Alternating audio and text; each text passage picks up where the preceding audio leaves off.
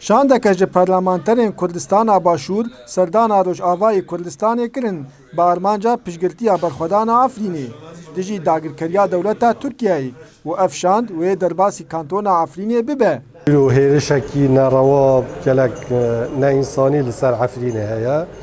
Jin û zar û xwişk û birayên me kes û karî me li Efrînê tên kuştin û wacibê me yê însanî û exlaqî û neteweyî ye ku em li hawara xwişk û birayê xwe li Efrînê biçîn. Li ser biryara Parlemana Başûrê Kurdistanê şandek ji 5 parlamentara ku nêveneratiya hemû fraksiyona dikin.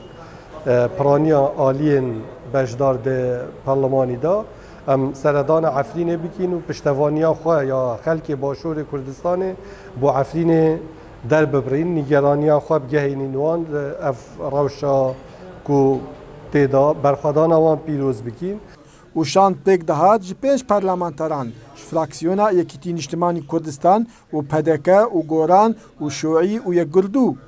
û vê şandê bareke ji dermanan û pêdiviyên pizîşkî wê bi xwe re derbasî Efrînê bike.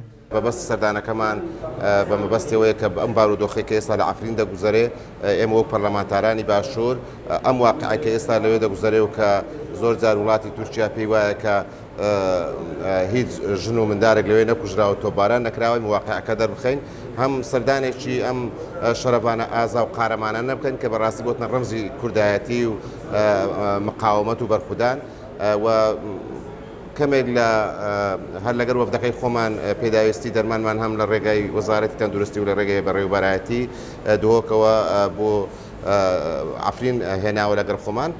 Dewleta Tirkiyeyê û komên tindire û yên pêvgirêdayî berdewamên di êrişa xwe ya hovane li ser gelê Efrînê.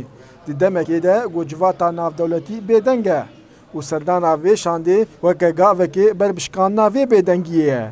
Dara Berekat, Kurdsat News, Amûdê.